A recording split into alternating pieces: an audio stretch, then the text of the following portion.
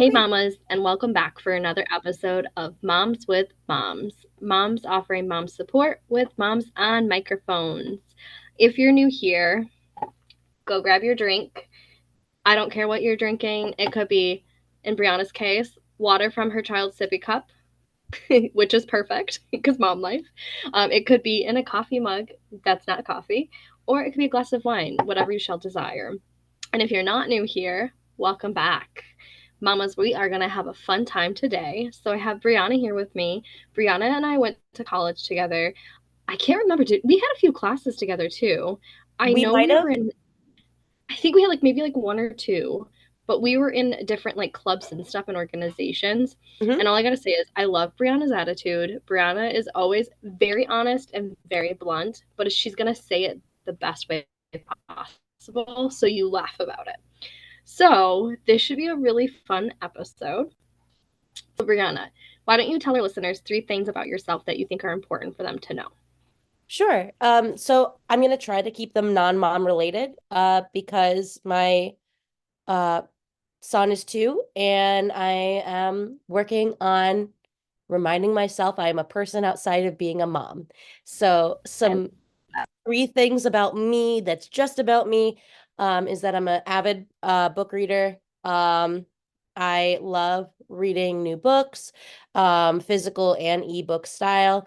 It's something that I like to do in my free time, which is I found a pretty easy thing to incorporate into mom life. So I guess I made it a little bit about mom life, but it's a really nice hobby that I've been able to continue into mom life without too much effort. So that's one thing.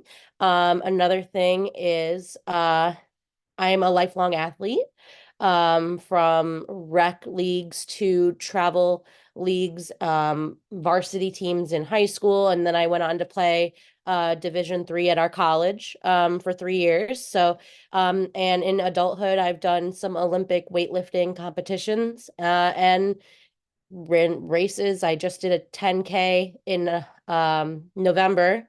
Um, I was 2 months pregnant, I think. was Um, about to say, weren't you pregnant? I was. Oh, I that's trained for freaking 10 awesome. weeks. And towards the end of training, we found out that we were expecting our second. And I have been fortunate enough not to suffer through any morning sickness. And so I was able to continue my training and complete a 10K. So for those that don't know, 10K translates to about 6.2 miles. So I did that in the fall, and I like to try and remain active in any ways that I can. Um, so that's another thing that I enjoy doing and I'm passionate about. Um, and then I guess the third thing is that I help coordinate volunteering efforts through my office so that we can continue to help our local community. It's something that I've been passionate about my whole life. I was a Girl Scout, and so helping my community was instilled in me really young. And it's carried on through my adulthood. I spent a year out of college donating platelets at the American Red Cross. If you go to the Cool. one in Everett, off of Everett Road in Albany, my name is on a plaque there for the amount of times that I went and donated. But outside of that, I'll donate food to the local food banks, donate my time. Honestly, I find donating my time to be more rewarding than just dropping Yeah. something off and running around. But as a parent, you do what you can. And the way that I see it is if I have it to give today, then I can give it today and we can figure out tomorrow later. But if I have $2 and someone has no dollars, then we might as well both have a dollar. So, I love um, that. You're gonna make me cry. I love I'm that. sorry. um, It's so sweet. so Wow. that's 3 things about me that are not necessarily related to my motherhood. And as I said, my son's going to be 2 actually tomorrow. Tomorrow's his birthday, and I'm doing my best to remember that I am a whole person outside of being a mom, and that I had interests pre-parenthood, and I can Mhm. continue those interests and find ways to incorporate them during parenthood. I think it's really cool. Obviously, all of that is really cool. I don't want to negate anything, but the one thing that really stood out for me is the fact that you continue to do your athletic um, your athletic desires and you did a 10K, like that's huge. You did a 10K pregnant. I couldn't Yeah. even get up. I was only 2 months pregnant. I was not that Still, pregnant. okay, but still, like that's a girl. I couldn't even go run a mile right now if I wanted to. I fell off my trainer. Sick. I probably couldn't run a mile either, but to be totally honest, started I've struggled with my weight even pre-pregnancy, pre being a parent, um, for a long time since college. And in May, I saw a photo of myself that was not how I'd like to appear. And obviously, health factored in as well. I've been pre-diabetic since about college as well. So that was important to me. About May time was when we also had decided that we were getting close to that 18-month postpartum mark where we would want to try and start trying for that second child. And I was like, well, I might as well do that a little bit healthier. So Yeah. for Mother's Day in May, I got an Apple Watch. And I started walking, and really it was only maybe 30 minutes of walking 2 or 3 days a week. And that's where I started. Um, and then when I started my training, I was doing a bunch of different things, but something called interval training, where you Yep. run for X amount of rounds. Usually, I would start with like 3 or 4 rounds of doing maybe 1 minute of running, 2 minutes of resting, 1 minute of running, 2 minutes of resting. And that's where I started. Um, and that was a struggle, 1 minute of running and 2 minutes of resting. Yeah. And then I got to a point where I ran my 10K, and I only slowed down to stop at the water stops. And I still ran so much slower than most of the athletes. I mean, really so much slower. I was towards the end of the pack the whole time, but I kept a consistent pace. I didn't feel like I needed to compete with these other runners because running is very much a um, competing with yourself yesterday sport and not competing with the people around you. I wasn't there to win any titles. I certainly probably never will be, at least as far as running is concerned. It is not my sport of choice. But I set a goal for myself. I did the training, I put in the work, and I went from being able to run a minute and 2 minutes rest and being totally gassed to running a 10K in 10 weeks with, I think, about a week and a half off in between because I had gotten sick. So it it's it's not something that I just woke up one morning and decided to do. So I really like that you just shared that because I think that shows to a lot of moms that not even just with running, but anything that you have a desire to do, you did something as a mom and you just didn't give up. Like yeah, you had the desire to continue to do something and you're like, nope, like I'm gonna do this. I might struggle and it might be hard, but I'm gonna do what I want to do for me and yeah. I'm gonna take my time doing it.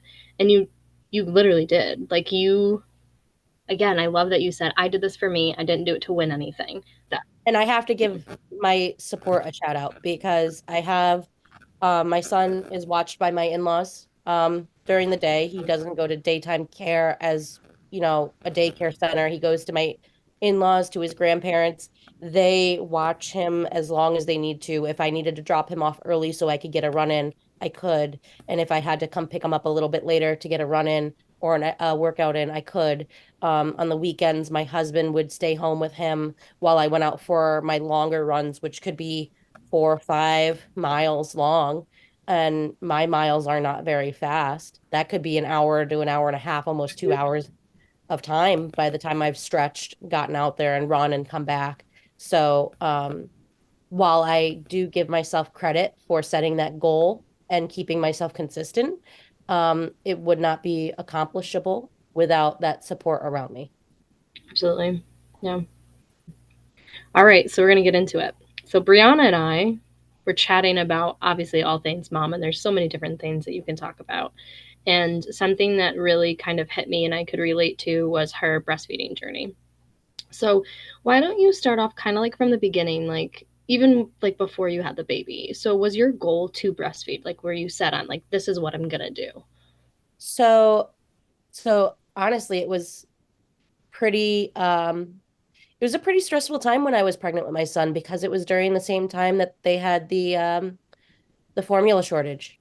Mm-hmm. And so breastfeeding had always been the hope and the goal, also understanding that sometimes it just doesn't happen for people. So Yeah. I went into it with a lot of grace for myself, a lot of understanding for myself. I did as much research as I could on my own through the internet, as well as books. But the ultimate goal was to breastfeed, not only because I wanted to do it, but because of that formula shortage at the time, it was kind of more of a like a need than a want, um, Yeah. even though it was my desire to do so. So originally, yes, it was the plan. It had always been the plan. And I had wanted to shoot for a year of breastfeeding, but as a short-term goal, I was like 6 months minimum would be the first stepping stone goal. We went into the hospital a month early to deliver because of complications that I had. And when my son was born, he also had some complications, and so he had to go to the NICU. Neither my husband or I were able to hold him for the first couple of days of his life. And so, because of that, I couldn't do skin to skin contact. I couldn't start to try breastfeeding direct to the breast. So, right off the bat, after I had recovered from my C-section, I had to start pumping, which brought my pump from home, but the hospital was like, we have our own pump, and we do recommend you use that one at least to start. It was a hospital grade pump. I think it was Medela brand. Mm. The one that I have at home is the Spectrum C something, but we used the hospital one, and they had lactation consultants at the hospital. Honestly, I can't give the hospital that we were at credit enough for the care for myself, the care for my son, and the assistance through my breastfeeding journey when I first started. Not only when it came to pumping, but also when it ultimately came time for me to try Yeah. direct breastfeeding. But as I mentioned, my son I couldn't hold for the first, I think I held him on the 20th. He was born on the 18th, the night of the 18th. So it was like a day and a half, I think, before I could hold him. And he could only tolerate me holding him for about 15 minutes. So when I did get to hold him, it was a very short period of time. It wasn't enough time to try skin to skin or direct breastfeeding, nor was that the intent. It was just, would you like to hold your baby? And we were like, yeah, absolutely. So the first 2 days, it was pumping every 3 hours for I think 15 minutes. Oh my God, Um, you, Brianna, you have me crying, like thinking about like I don't mean to interrupt you, but like I putting myself in your shoes and I can't because I didn't go through it. But yeah, you have to sit there and pump and you can't even feed your child. And they're no, telling you like, no, you can only hold your child for a short period of time. Like, girl, I feel for you. And I I haven't cried on any of my episodes yet. oh, So, I'm sorry. I but threw don't be myself sorry. I just, fully into breastfeeding, honestly. Yeah, that's all you have to do really is focus on providing what you can and doing what you can. And also your own recovery. In a very strange way, the NICU time was a blessing, me to yeah, recover from my C-section. yeah. Um, so that was in a weird way, a nice little like assist for me to have that little bit of extra time to heal on my end. But I started pumping every 3 hours. The first session of pumping yielded nothing, quite literally nothing. Relatable. And the lactation consultant had already told me like it probably will come up with nothing, maybe a drop. That might be it, especially because I was a month early when I delivered him. So, And you had a C-section too, so mhm, that also throws everything off. right. I also had a C-section. I think it's important for us to just note when you have a C-section, it's very different because when you deliver naturally, your body produces like all the correct hormones and everything for your breast to be like, yes, I'm ready. Like this is what we're doing.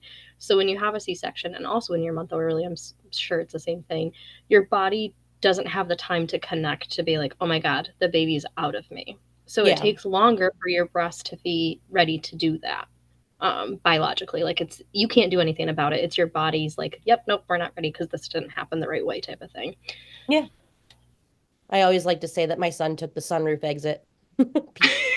People think that's funny. I do like Um, that. but so he was in the NICU. The first session of pumping didn't yield anything, maybe a drop, but by the time I even finished pumping, it had dried up. Yep. So I was undeterred. I had already been warned that it was probably going to yield nothing and that I would just need to keep going and trying. And I said, okay. So 3 hours rolled around the next time and we pumped again. And I got like 2 or 3 drops. I don't remember which pump session it was, but within the first 24 hours of me pumping, one of those sessions yielded like half an ounce. And it was the most exciting thing. I was like, yes. And we took that little, like half an ounce, and they were like, if you get anything, like anything at all that's like not substantial, but like enough that it's more than a couple drops, like bring it down to the NICU. We can like put it on our finger or something and put it in his mouth so he can taste it.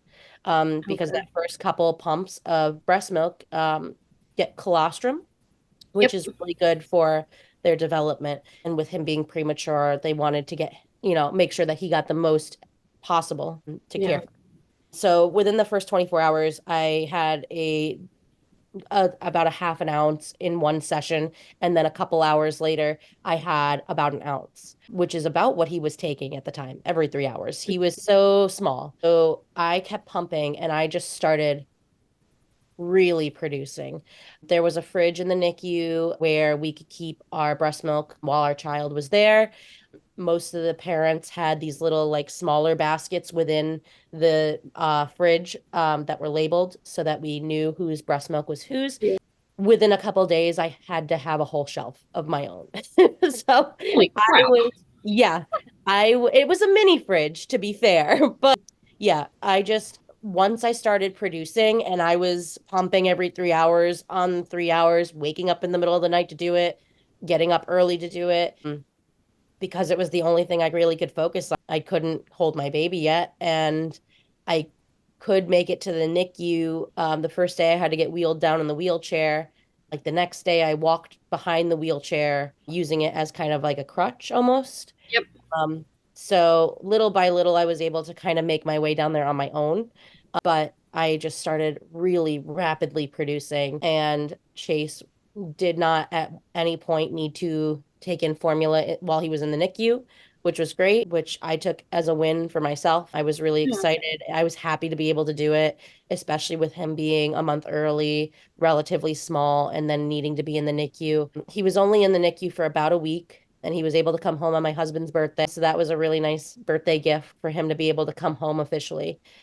We did try a couple times to do direct to breast breastfeeding once he was finally able to tolerate being held for a decent amount of time while he was still in the NICU.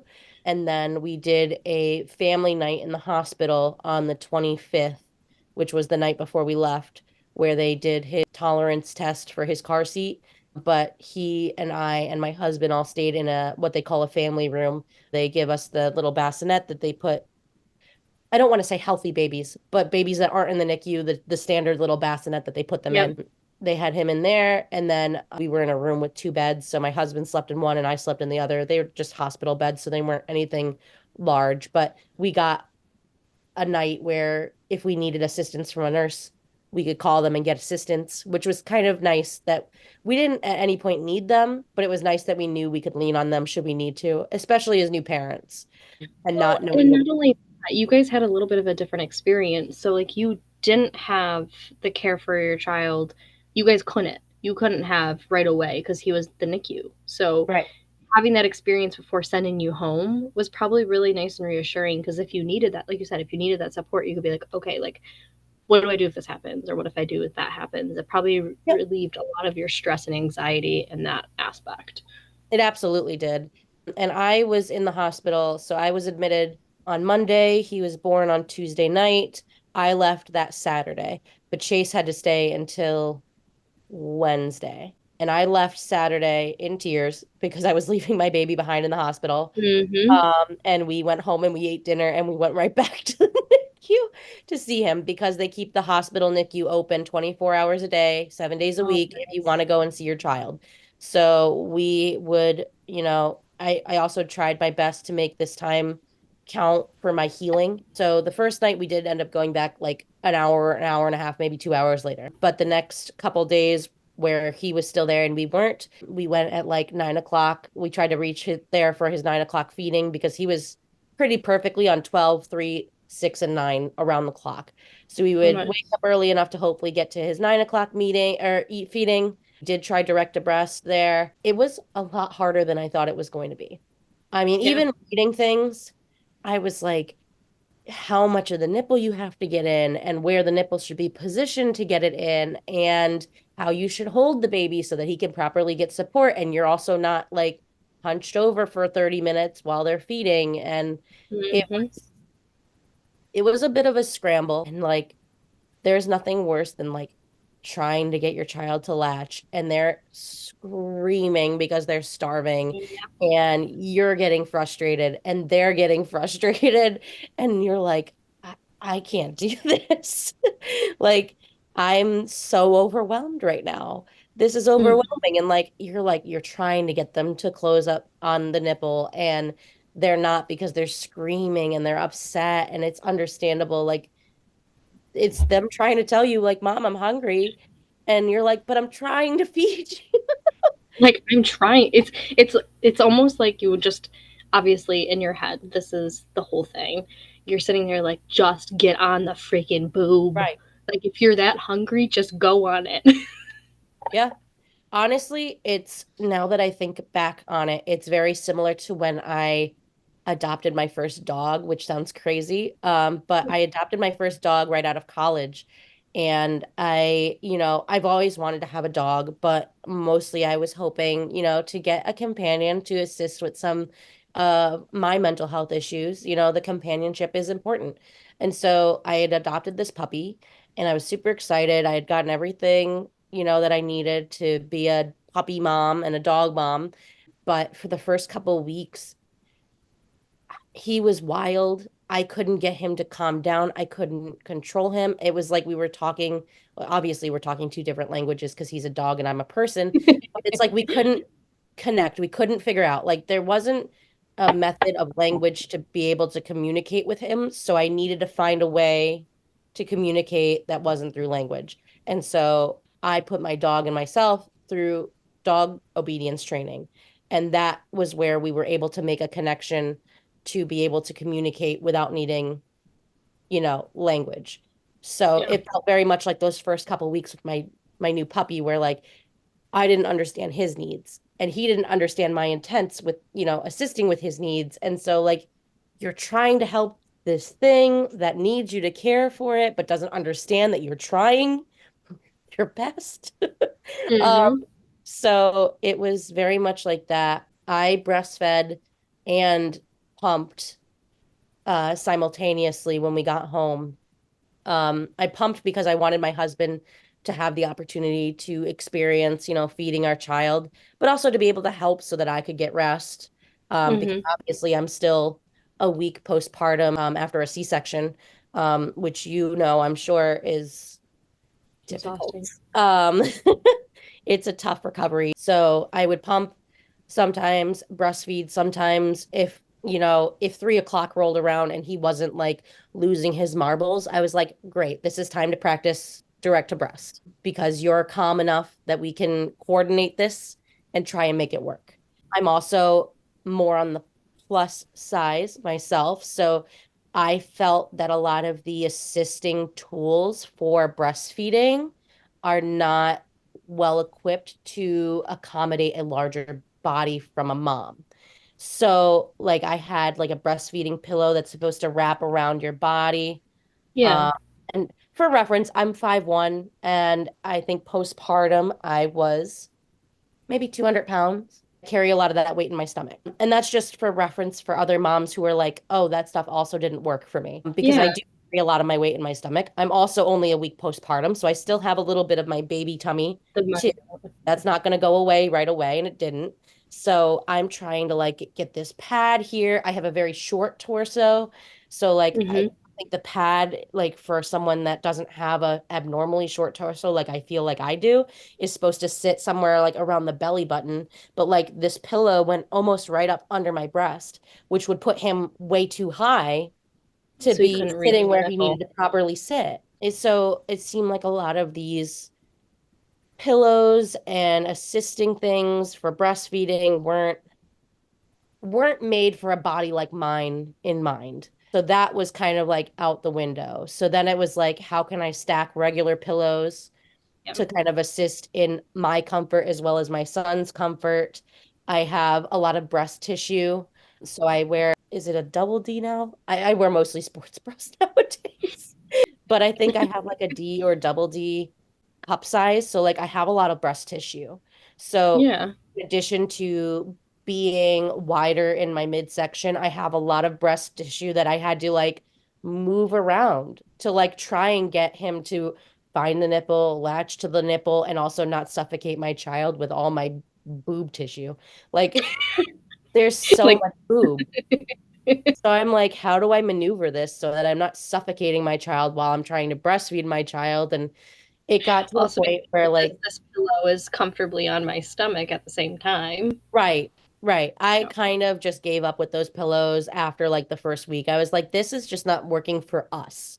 Like if it Yeah. works for someone else, wonderful. It's not working for us. So we're going to try and find something that does. And ultimately we didn't, which is why I, after about 2 months, switched from kind of like breast, direct to breast and pumping to exclusively pumping for the remainder of that year because it wasn't working. And Yeah. I also think I look back and I feel like I may have quit a little too soon, but I was a new mom and I was stressed and I need to remind myself to give myself that grace to know that I am also a person that needs to be cared for. And if that means caring for my mental health and avoiding some unnecessary stress where it comes to like a screaming infant who's hungry and you're trying to maneuver him to feed and he's not latching and your back is sore as because you're like hunching over because you're like, how can I accommodate my child? You just finished being somebody's house. Like it's, Mhm. you are not your own person when you're breastfeeding. And that is exhausting and isolating. And you pumped too. Like that's even on top of that. Like you not only had to pay attention to feeding your child, but also like, okay, now I gotta pump. Right. I usually wouldn't do it at the same time. What a lot of times I would do is utilize a haka on Yep. the breast that you're not feeding from. So the haka is just a silicone cup that you can suction to the opposite breast that the baby is not feeding from at the moment. And because oftentimes your breast will leak simultaneously. So to catch that excess milk that's not being drank so that you can save it for later. So I would use the Haka a lot when I was breastfeeding. But a lot of the times I utilize breastfeeding as a tool for when I was out longer than maybe I intended to be, like prepped bottles of whole breast milk, because obviously breast milk needs to be refrigerated and you can only be out so long with it. And so if I found myself that I was out longer than I meant to, and now he needs to eat, I would just put him on the breast. Yep. So that was like the convenience factor of breastfeeding.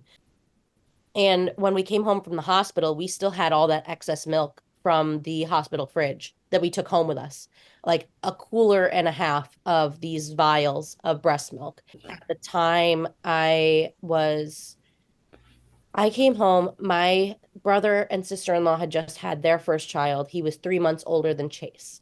They had initially planned to breastfeed as well. My sister and brother and my brother and sister-in-law, he's my brother. My sister-in-law and him are 10 years my senior. He was on the older side of, you know, pregnancy and having children and things like that. So when they had their son, she had difficulty producing enough. And this is not my story fully to share, but I only mentioned because when we came home with all that excess milk, I was like, oh, she's struggling to produce. I have all this excess milk, like more milk than we can even go through at the moment. So we gave them like a cooler full of breast milk because it was excess at the moment and we didn't really have many places to put it. We had one fridge at the time with a freezer that needed to function as both a freezer for human food and a freezer for milk. We actually have been using, since we brought Chase home, my college fridge, and we have a two-story house, so we're all upstairs. So we put the mini fridge upstairs so that we wouldn't have to run the stairs all day and all night to get him milk. I would pump and I would put it in the mini fridge, and that was so convenient for us. And then my in-laws were getting rid of a deep freezer, And that changed the game because then I could start putting just the milk in the deep freezer and leave the regular fridge freezer for our food. Mm. And it also left the deep freezer was so much bigger, which was ideal because I was producing and producing and producing and I took that for granted. Absolutely, I did because once it stopped hurting to go past that 3 hour mark, because when your breasts are too full with breast milk, oftentimes it can physically hurt. It can also Hmm. cause things like blockages with the breast milk and stuff like that. I don't recommend. And out of 10, do not recommend going beyond that 3 hour mark.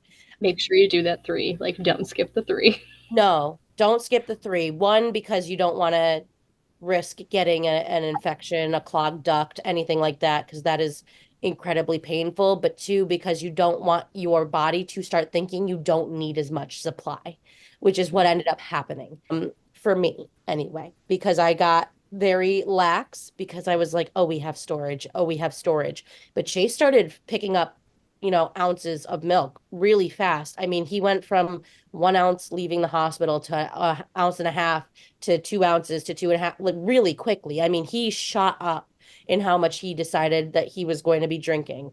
And I was still producing fine. And throughout my maternity leave, I was producing fine. And so sometimes I would, sleep through that 3 a.m. pump, because by the time he was 3, 4 months old, it was like he doesn't need me to pump at 3 Yeah. a.m. I can sleep through 3 a.m. and get that extra rest. I started skipping them because, oh, I can get the next one. Oh, I can get the next one. And then because my body thought, oh, we don't need as much, it started producing less. So I started doing power hour pumps, which would be, I have to remember, 20 minutes of pumping, 10 minutes rest, 10 minutes of pumping, 10 minutes rest, and then another 10 minutes of pumping. And I would do those multiple times a day, which is now more of a time suck out of my day. And it can be really a lot on your breasts, on your nipples. I mean, it can be really chafing and irritating for your breasts, and not to mention stressful because when they're still not on solid food yet, it's like you're your next baby's meal. If you're not producing, like you don't, it's not like we had formula in the house to like supplement because we had never needed it. So it's like it got to a point where it got really stressful because I was being very apathetic about getting in all my pumps every single day. And so my body started producing less because they were like, oh, we don't need as much. It makes sense. Like the body is very Yep. smart. I'm not. It's because I was skipping all these pumps. I was doing power hour pumping. When I finally went back to work, we gave about half the freezer storage to my mother-in-law because she was going to be my child's daytime care. Mhm. Half the storage went to her house so that she would have milk on hand. He was 5 months old when I went back to work because I took New York paid family leave, which was 12 weeks. I took disability, which was 8 weeks for C-section. And my office gives 1 week of full pay maternity leave. Oh, So I was out for 21 weeks. So he was 5 months, just over 5 months when I went back to work. We had started him on his, mush peas and baby cereal and stuff like that about 5.5 months. Shortly after I returned to work, we did start introducing that solid food, but solid food is still not their primary source of food for a while. So I'm still pumping. I'm pumping at work, but my boss and my company was incredibly understanding. My coworkers were great. They would always, ping me or like call over to my cubicle and be like, "Hey, Bree, do you need that room in the next half hour? I need to take a quick call. Do you need that room, around 2 o'clock? I need to make a call, or we have a conference with a client or something along those lines." So yeah. huge shout out to my boss and my coworkers and the company that I work for. I can't say enough good things about them. And I would bring my laptop in and I would be working, I would be pumping. I have this really great photo of me. I think I was still on maternity leave at the time, but I'm holding Chase and I've got my portable pump on. So I've got like my shirt up, my cups on for pumping. I've got an infant in my arm. I think I was cooking at Mhm. the time, which is like the epitome of parenthood, obviously. Yes. And honestly, that became my life for the remaining time between then and when he turned one. And it was it was a taxing job in the physical sense, but I struggled the most mentally and emotionally while pumping. Breastfeeding was a wonderful opportunity. I am 4 months pregnant with my next baby. We're having a little girl in July, and I fully plan to breastfeed again. I feel as though because I did it for one, if I'm Yeah. able to do it for the second, I would like to do so.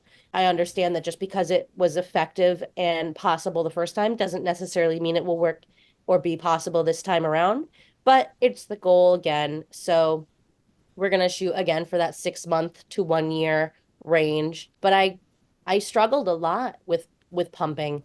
Breastfeeding, at least, you get that time with your child to bond and you're holding them and you're watching them, feed from you and you're giving them everything that they need. And it's just a nice 20 minutes, or maybe not so nice if you're getting bit or you're not able to latch, because there are those times too. But it's like having that full day of your child making you want to pull your hair out, and then they give you a kiss goodnight, and you're like, this is the best thing ever. So Hmm. are those times where you're breastfeeding and you're holding your child and you're like, this is it. Like, this is everything. So you get those really nice, sweet bonding moments when you're Yeah. breastfeeding direct to the breast. When you're pumping, you have these two plastic cones on your boobs, and you're probably in a room by yourself. And it's very isolating. It's very lonely. I struggled greatly. I already have major depressive disorder. I've been on antidepressants since 2016, and I remained on them while breastfeeding with, the advisement and guidance of my doctor. Yeah. But it was it was draining, stressful, worrying if you were going to be able to produce for your child's next bottle or their next day or their next week of, being here on this earth and not being on solid food yet. I got to, I think, 6 months and I was like, I was doing okay. So we went 7 months and then we got to 8 months and it started really taking a toll on me. But I was like, it's 8 months now. Like, we're Yeah. so close to that 1 year mark. Like, I feel like it makes sense to keep going. So I convinced myself for another month. And then I got to 9 months and I'm like, I really, I really would like to stop. Like, I was really unhappy, like truly, truly unhappy. Happy to do this for my son, unhappy for myself, who felt very lonely and isolated and stressed out. And am I producing enough or am I doing enough? And you know, every time you produce less than you thought you were going to, it's like a punch to the gut. And then like you'll have that time where you pump and it's more than you thought you were going to pump. And you're like, Mhm. yes. But it's very highs and lows. And we Yes. got to 9 months and I was like, okay, so maybe we can make it to that 12-month mark. I really want to stop. I really, really do. But we're so close. We're so close. And so I got to 10 months. And at that point I was like, I would love to throw in the towel now. Like, I really, really would. Like, this is it for me. At this point, I'm like crying, stressed over it half the time, Yeah. like very unhappy. And very happy in my parenthood, just very unhappy with the breastfeed or pumping. And at that point, it's like, well, he's on solid foods a lot now. So it's not so much like the most important thing anymore. Like, he could transition to formula. And then I was like, but to transition him to formula, to just transition him to whole milk soon, it made no sense to do it. At this point we'd run through the reserves, so it was like pump for pump, like this is what he's drinking. So any given pump session could be not enough. And there were times where it was maybe half an ounce short, and we were like, well, okay, we can make it work. We can give him some cereal in conjunction with this, bottle, Mhm. and it'll fill him for now. At one point, I think I was 9 to 10 months postpartum, I had a work conference where I had to travel out of the capital region where I live to Western New York. So it was pack the pump, pack a cooler, pack some ice packs, pack enough baggies for storage, pack a Sharpie so that you can label the baggies. And it was a 2 day conference in addition to the probably 2 days worth of travel. So I was gone for about 3.5 days. where I was pumping and I was away from my child for the first time in a significant way, where I didn't see him for several days. And so I had that going, and the stress pre work trip to make sure that there was enough milk to last him those 4 days where I wasn't going to even be anywhere near being able to give it, get anything new to him. And then, coming back and making sure I had produced enough and that it made the travel back home. So that was all really stressful. By the time we hit, I think it was like 11 and a half months, we were at the cusp of a year where I wanted to hit. We had absolutely ran out of storage. There was no more freezer milk, like it was not there. And I was pumping so little milk, so little that we were like, we talked with our doctor, we discussed it with them. At 11 and a half months, we started him transitioning to whole milk. So by the time his first birthday did hit, he was fully on whole milk at that point. I still tell myself that I hit that 1 year mark. To me, You were, the yeah. difference between 11 months and 3 weeks and a year is nothing. I did a year. I did 51 weeks. Anyone with half a mind will round that up to a year. Like, Mhm. so like I hit my goal, but at great mental and emotional cost for myself. So it was a lot. I don't know what I'll do this time around with this next baby if I hit that point where I'm emotionally and mentally really starting to struggle, because I do want to do everything that I can for my children, and in Yeah. every situation that it makes sense, try to keep things equal. I'm of the belief that most things aren't going to be equal ever. But if I can give each of them a year of breastfeeding, that is one thing I can control and I can guarantee equalness in as long as I'm producing. Yep. So part of me wants to hope that I can make it and go the distance. Part of me also understands that there's going to be added stress of being a mom of two versus a mom of one. And also, we don't know, everyone always hopes for a healthy, happy baby, but we don't know what this baby will have or bring to the table, if they'll be colicky, if they will have a health issue that complicates things. So I think, we're at a point where we're playing it by ear for baby number two. Hope and the goal is to be able to breastfeed for 6 months to a year for this second one as well. But it's going to be very dependent on whether I'm producing and whether it's a right fit for our family this time around. And I think because you went through it the first time, I think you'll know differently this time. And I think, obviously, I'm only a first time mom, but I think when you have a second child, you accept that it's okay not to do certain things because it's like, well, I didn't do this with the first, and look at how they turned out. They're fine, type of thing. So I Right, think that you're like you're saying, if you are at the place that you were last time, you'd be like, you know what, it's okay. Like I don't have to do this to myself again.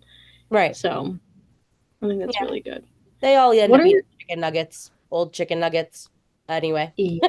They pick up whatever they find off the floor and they'll eat it. So Yep, absolutely. They all end up eating everything they can find and put in their mouth anyway. yeah. What are three things of advice that you want to give to a mom who wants to be on the breastfeeding journey? Man, I think the first one is not everything, nothing lasts forever, really. It, Mm-hmm. this time is going to pass a lot of times quicker than you expect. The days are long, but the weeks and the months go by really quick. Like I said, tomorrow's my son's second birthday, and it's very hard to believe. The time just goes by so fast, Yeah. and some days feel like they're never going to end. But then you wake up and your child's going to be 2 in the morning, and it puts things into perspective. So, and that's something that I told myself a lot when I was struggling mentally, was that this is not forever. This breastfeeding journey is not forever.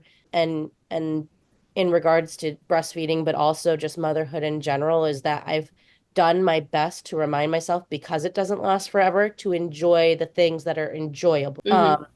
And to me that means like not everything is going to be sunshine. And I'm not one of those people that's like, you should enjoy every last second, because some seconds you're getting peed on and yelled at and hit or bit or kicked or dealing with a screaming infant for 2 plus 3 hours. I'm not going to tell anyone to enjoy that. I think someone would have to be a sadist to enjoy that. But the enjoyable moments, I do my best to try and recognize so that I can savor them. So that's, kind of a big one is just that nothing lasts forever and to enjoy what's enjoyable of motherhood. It's hard and it's challenging and it can be difficult and tough. Uh, but so are you. You are also tough and you are also strong and you are also smart. And sometimes you need to make choices for yourself. And that's advice I give based on myself making maybe the wrong choice for myself at the time, especially as a first time mom and the pressures that we put on moms socially to do the breastfeeding and do it for a year and enjoy every last second of it and put a smile on your face even if you're stressed out about it and don't complain about it because then you're not grateful about it and that's not the case. Do what is right for you because if it's Yes. right for you, it's right for your family. Let's stop saying that breast is best and just say No, that fed is that is best. best. If Fed, your baby is fed and happy and they're not screaming and crying, who gives a about right. what they're drinking? Yeah. Bottom line. As long as it's made for them to consume and you have discussed it with your pediatrician because that's the only other person that matters outside of you and your partner deciding how to feed your child. That's how you should go. I felt very supported in my choice to breastfeed through my doctor's office and through my, family and support system and my partner, but I was also supported by all of those people when I had my doubts about continuing. I was the first person in my immediate family and my husband's immediate family to breastfeed a child. Everyone else had opted for formula, which again is fine, but it just meant that I had no one personally to draw from in what was going on. Like I didn't know and nobody else around me did either. And your first So instinct is to call your mom and be like, Mom, I'm struggling with this. And when you're oh breastfeeding and no. your mom's never breastfeeding, it's like, girl, I don't know what the Yeah, issue is. right. My mom Yep. did attempt breastfeeding me when I was first born. I'm her first child. She did attempt it. She said that I wasn't latching. She felt very defeated and she stopped, which I feel like is not a exclusive experience for moms in the 90s. I think it carries on to today. It Yep. is very frustrating. It does take time. It's not immediately going to happen. It's not immediately going to work. If it does, that's fabulous for you. Don't share that with anyone because we'll all be very mad. But Mm-hmm. You're but it does you're the happen. unicorn that shouldn't be here right now. And exactly, like you're too good for us Just all. Please go away. yes. But This for podcast is not made for you. for the majority of us, it doesn't happen right away. For me, it didn't work out at all doing direct to breast. And what ultimately ended up working for me and my family was exclusively pumping. I do wish that I had tried a little longer. But again, when you have a screaming infant and you're frustrated and you're trying your best and you're trying to let your infant know that they're doing your best, but they're still losing their marbles and you're working with maybe tools that weren't made for your body, like the breastfeeding pillows that I tried, and you're trying to make these things work and you don't have others around you's personal experience to draw from on the breastfeeding journey. Like you feel very much like you're on a boat alone trying to figure this out. Maybe your partner is trying to assist, especially in particular with, male partners versus, maybe a dual female household where it's like, um, I don't think this is working, and I'm not sure that you understand why it's not working. Like, even with a dual female household, if one is, the one that bears the children and the other hasn't had that experience, maybe it is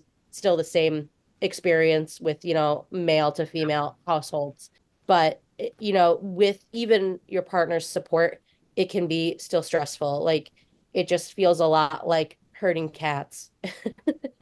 Nobody knows what's going on and everybody has opinions on how to help, but doesn't have the expertise to really help. And you're just trying everything and throwing a bunch of spaghetti at the wall to see what sticks. And sometimes nothing does, and it's a lot.